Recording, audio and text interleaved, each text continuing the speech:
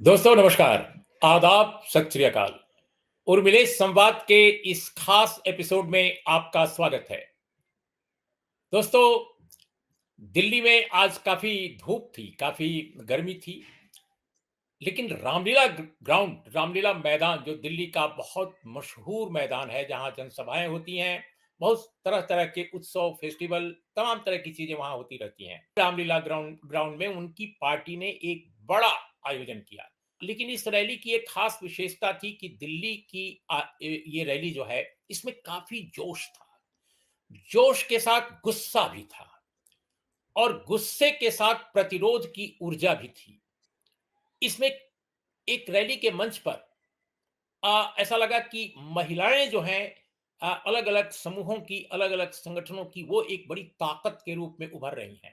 जो बातें कह रही हैं, ऑडियंस जो है, जो लोग हैं जो सुनने आए हैं, वो उनकी बातों को न केवल सुन रहे हैं बल्कि उस पर तालियां नहीं बजा रहे हैं केवल, बल्कि उस पर काफी तेज में नारे लगा रहे हैं। और वे नारे जो इस समय इंडिया अलायंस के सेंट्रल स्लोगन बने हुए हैं। और ये कौन औरतें थी दोस्तों? ये थी केजरीवाल साहब की धर्मपत्नी सुनीता केजरीवाल, जो इस समय कोऑर्डिनेट कर रही हैं। केजरीवाल साहब और उनकी पार्टी के बीच में अक्सर वो वहां पर मिलने जब जाती हैं तो वहां से कोई संदेश लेकर आती हैं, ईडी की हिरासत से जब वो मिलने जाती हैं वहां पर। इसके अलावा कल्पना सोरेन, जो झारखंड मुक्ति मोर्चा के नेता, हेमंत सोरेन जो मुख्यमंत्री रहे हैं, उनकी धर्मपत्नी हैं।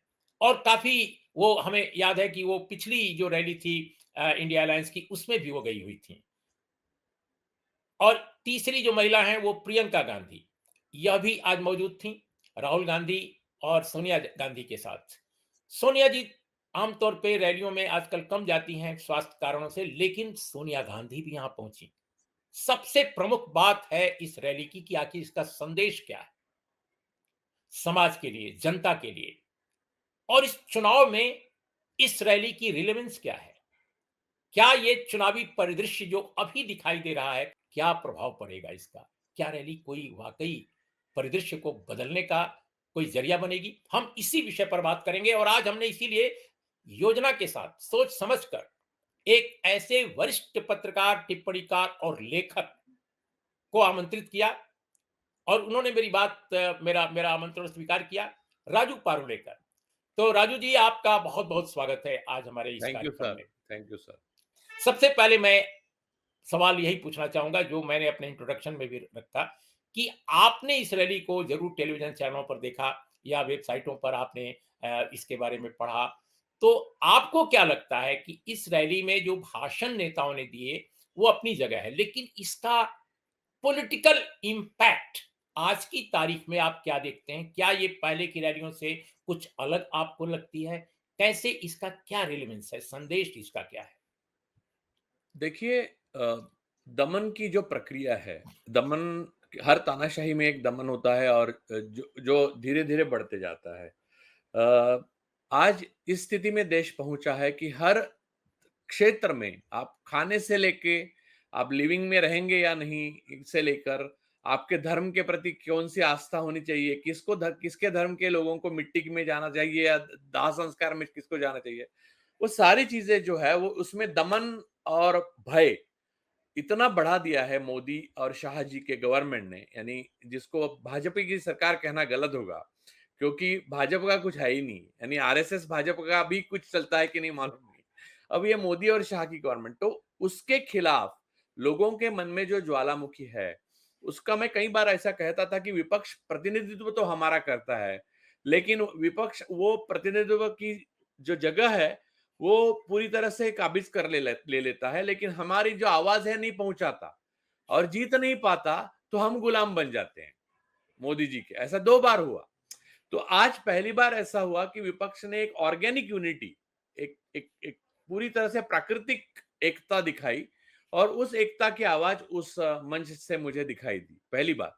दूसरी बात, मेरी ऑब्जर्वेशन एक है कि कल्पना सोरेन जी जो हैं, वो जो खुद एमटेक एमबीए हैं, तो उनको ज़्यादा से ज़्यादा महत्व देना चाहिए इंडिया अलायंस को बात करने के लिए। एक तो वो एक ऐसे मुख्यमंत्री की पत्नी है जो एक ऐसे समुदाय के साथ जुड़ा हुआ है कि जो जिसके जल जंगल और जमीन की असली मालिक है वो लोग। और वो जल जंगल जमीन अदानी अंबानी ने हाथिया कर हमारे देश को एक तरह से ईस्ट इंडिया कंपनी की जगह, गुजरात वेस्ट में आता है तो वेस्ट इंडिया कंपनी ने हमें गुलाम बना दिया है। तो ऐसी जगह पर वो कल्पना जी वहां बात किए, फिर मिसेस केजरीवाल ने बात की, और सबसे महत्वपूर्ण है कि राहुल गांधी जी ऐसे वक्ता हैं, वो नेचुरल बैट्समैन जैसे हैं। कभी उनकी बैट लगती है और कभी नहीं लगती, तो बिल्कुल नहीं लगती। तो आज वो नेचुरल प्ले अपना कर चुके हैं और बहुत अच्छा भाषण उन्होंने दिया, और उन्होंने जो प्रॉब्लम है वो लोगों के सामने रखे। लेकिन उर्मिलेश जी, मैं एक बात विनम्रता से कहना चाहूंगा कि बार बार राहुल जी या विरोध विपक्ष के नेता ये कहते हैं कि ईवीएम के थ्रू मोदी जी सेट करना चाहते हैं। और हमने आपको आपने देखा होगा शायद, एक साल से बड़े जो टेक्नोक्रेट है उनको लाकर ईवीएम को कैसे कॉम्प्रोमाइज और मैनिपुलेट किया जा सकता है वीवीपैट के वजह से, तो वो हमने दिखाया। लेकिन नेता लोग उसको सेट करने की बात करते हैं और अब इसको मान्यता देते हैं। यानी राहुल जी भी खुद बात करने लगे। मैंने खुद वो ऑफिस ऑफ आरजी को ये सारी कागज भेजे थे। लेकिन सर, हमें प्रॉब्लम्स मालूम है, लेकिन इसके सॉल्यूशन या इसके खिलाफ हम क्या प्रोग्राम चाहिए वो नहीं दिया है। और मोदी जी अगर सेट करेंगे तो उसका जवाब क्या होगा वो नहीं बोल रहे हैं। ये एक कमी मुझे दिखाई दी। ये बहुत बड़ी कमी है, एक दिखाई दी। और दूसरी मुझे लगी कि आदिवासी तो इंडिया गठबंधन के साथ है, लेकिन अंबेडकरवादी जो नेता है मेन भारत देश के, जैसे कि मायावती जी हैं, फिर आठवले जी हैं, फिर प्रकाश अंबेडकर जी हैं खुद, वो इंडिया गठबंधन के साथ नहीं है। ये प्रतिक्रांति जब संविधान के खिलाफ हो रही है, तब उसके प्रतिक्रांति के खिलाफ क्रांति करने के लिए ये नहीं आए, ये कितनी बड़ी विडंबना है, ऐसा मुझे लगा और दुख भी हुआ। तो ये सारी बातें हैं मोटा मोटी। अब आप हम लोग आगे बढ़ते हैं इसके ऊपर। जब आप क्या सोचते हैं सर?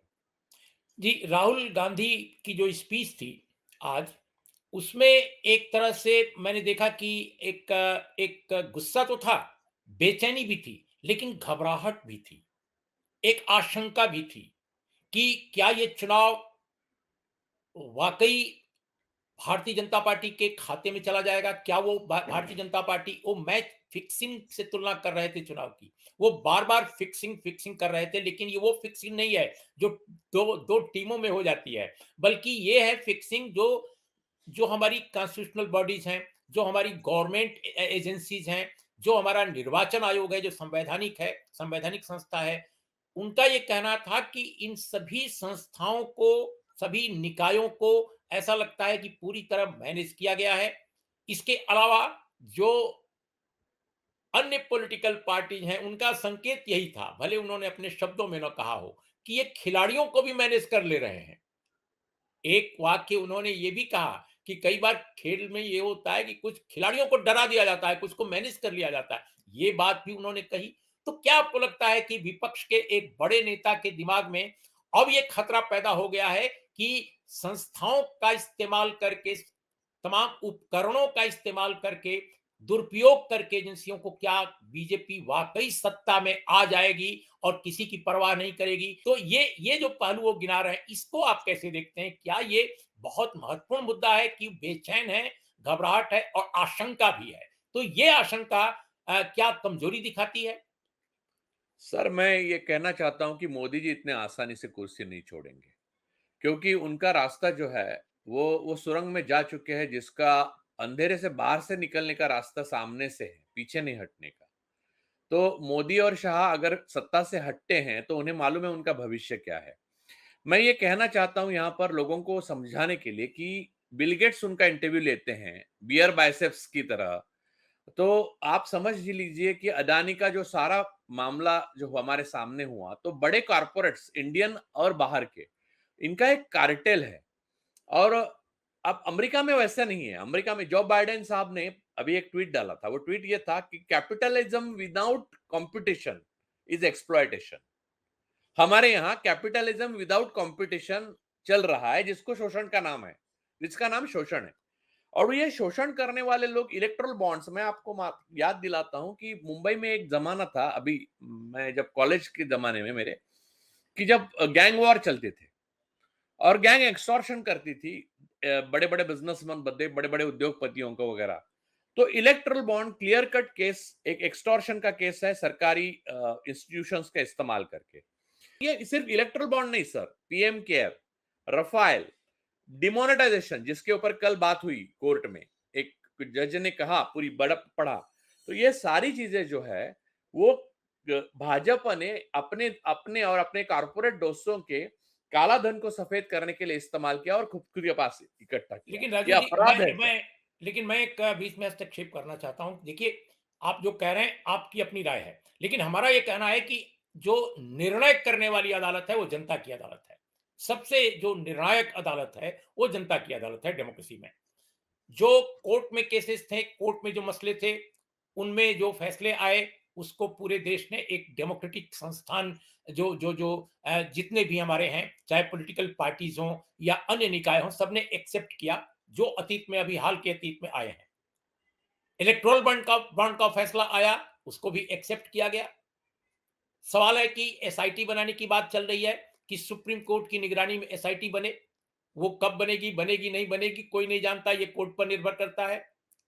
मेरा ये कहना है कि इलेक्टोरल बॉन्ड इस सत्ता के खिलाफ बहुत बड़ा मसला है, इसमें कोई दो राय नहीं है। लेकिन क्या जनता में, मैं नॉर्थ और सेंट्रल दोनों रीजन के बारे में आपसे जानना चाहता हूं, जो आपकी रीडिंग है, क्या इलेक्टोरल बॉन्ड उतना बड़ा मसला नहीं बन पा रहा है जैसा एक जमाने में दूसरे अन्य घोटाले यूपीए के खिलाफ हो, या इसके पहले कांग्रेस रिजीम के खिलाफ हो, बोफर्स का जमाना याद कीजिए, या अभी हाल के दिनों में हमने देखा 2G और राष्ट्रमंडल खेलों का मामला जो उठा था, कॉमनवेल्थ गेम्स का, तमाम जो इश्यूज उठे थे। लेकिन ये क्यों नहीं बन पा रहा है, या इसको न बनने देने की पूरी योजना जो सत्ताधारी दल की है वो कामयाब हुई है? क्या लगता है, क्या ये विपक्ष की कमजोरी है कि वो जनता में नहीं ले जा पाया इसको, इलेक्टोरल बॉन्ड को, उतना बड़ा मसला के रूप में? सर ये जनता में ले जाने के लिए अदानी का मुद्दा भी काफी था, रफाइल का मुद्दा भी काफी था। भले कोर्ट ने जो किया, आप बोले कि जनता की कोर्ट में सब कुछ होता है, ये बात मानता हूं, लेकिन प्रेसिडेंस क्या है मैं आपको बताता हूं। सर इलाहाबाद हाई कोर्ट ने सिर्फ यशपाल कपूर, एक सरकारी नौकर थे, उनका इस्तेमाल करने के लिए इंदिरा जी को 6 साल के लिए इलेक्शन लड़ने के लिए मना कर दिया और उनको रिजाइन करने के लिए कहा। बाद में जो हुआ वो इमरजेंसी डिक्लेयर हुई, वो सारा अनकॉन्स्टिट्यूशनल खेल हुआ। लेकिन वो डिक्लेयर करे, Modi ji elect emergency declare करे, यहां तक वहां तक पीछे दीवार तक उनको ले जाना चाहिए, ये विपक्ष नहीं कर पा रहा है। पहली बात, मोदी जी के खिलाफ सीधे सीधे अब देखिए मामले आपराधिक है। इलेक्ट्रल बॉन्ड आने के बाद, ये सारा मामला बाहर आने के बाद जिम्मेदार कौन है? प्रधानमंत्री, वित्त मंत्री, गवर्नर आरबीआई और चेयरमैन एसबीआई। चारों के में एक का इस्तीफा नहीं आया, ना कि उन्होंने प्रेस कॉन्फ्रेंस ली, ना उत्तरदायित्व है, ना जनता के सामने जवाब देने की उनकी इच्छा है। यानी हम लोकतंत्र में हैं ही कहां? हम एक सफोकेटिंग लाइफ जी रहे हैं। हम हमारा हमारा जो हैप्पीनेस इंडेक्स में हम नीचे आ गए हैं, धरातल यानी पूरा रसातल में जा चुके हैं हम लोग। तो बात यह है सर, विपक्ष पूरी तरह से विफल है, इनको दीवार में चिप मैं जानता हूं ये कि मोदी जी इस्तीफा नहीं देंगे सर। मोदी जी चुनाव हार हार के इस्तीफा देने वाले है ही नहीं। मैं लिख के देता हूं ईवीएम की वजह लेकिन से। लेकिन सवाल तो यह है कि चुनाव भी हारेंगे कि नहीं हारेंगे, नहीं पहले नहीं, तो ये सवाल है। चुनाव वो हारेंगे ही नहीं, क्योंकि ईवीएम कॉम्प्रोमाइज और मैनिपुलेट हो सकता है। इसके ऊपर हमने इतनी सारी यानी बेस्ट टेक्नोक्रेट, और उसके ऊपर इलेक्शन कमीशन सुनना नहीं चाहता। इसकी वजह ही यही है, क्योंकि उन्होंने ही अपॉइंट किए हुए लोग हैं और उन्होंने ही मशीन को कॉम्प्रोमाइज करना है। उनको भारत इलेक्ट्रिकल लिमिटेड में उन्हीं के 4 लोग हैं बीजेपी के। सर तो ये चुनाव, तो बात ये है सर कि ये बातें सारी मोदी जी की डिमोनेटाइजेशन लेके 2016 से, रफाइल डील से लेके, इलेक्ट्रल बॉन्ड से लेके, फिर आज पीएम केयर से लेके, हर चीज को कटघरे में खड़ा करना और इसके लिए मोदी जी को दोषी ठहराना, ये विपक्ष का पहला काम है। आजादी की तरफ की लड़ाई जो है वो पहला ऐसे ही शुरू होगी। फिर मोदी कहेंगे कि मैं कॉन्स्टिट्यूशनल नहीं तो अनकॉन्स्टिट्यूशनल सही, मैं ही रहूंगा। तो ये बात यहां तक आ जाती है, तब आपका खेल शुरू होता है। विपक्ष ये बात स्वीकार विपक्ष क्या करेगा अब मैं बताता हूं। हारेगा और फिर कहेगा ईवीएम कॉम्प्रोमाइज थी, इलेक्शन कमीशन ने हमारी बात ही नहीं सुनी, ये रोना हमारे पास आके रोएगा। सर हम अपनी स्पेस विपक्ष को देते हैं, विपक्ष उसको बर्बाद करता है और फिर आकर हमारे पास होता है। राहुल गांधी जी समस्या जो बता रहे ईवीएम और बाकी, वो तो हम कई के बता चुके हैं सर। ये हमारा पत्रकारों का काम है, खोजी पत्रकारों का काम है। वो राहुल गांधी क्यों चाहिए? राहुल गांधी इसका उपाय बताएं, राहुल गांधी प्रोग्राम बताएं। नेताओं को प्रोग्राम बताना चाहिए।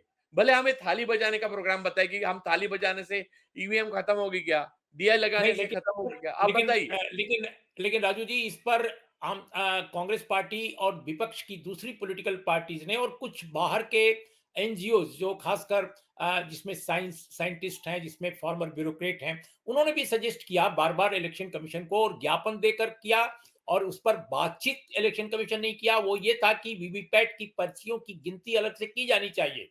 जब भी जरूरत पड़े तो वीवीपैट की पर्चियों की गिनती होनी चाहिए, उनको सुरक्षित रखा जाना चाहिए।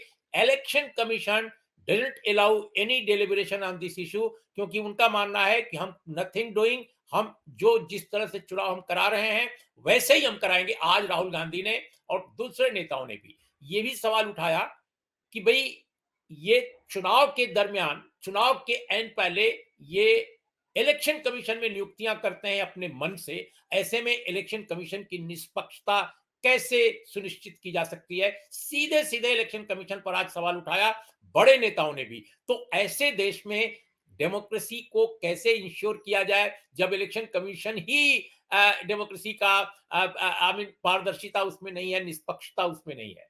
एक बड़ा सर तो सवाल ये है। तो इसके लिए विपक्ष कैसे दोषी है, और विपक्ष करे तो करे क्या करे, एक बड़ा सर, संकट है।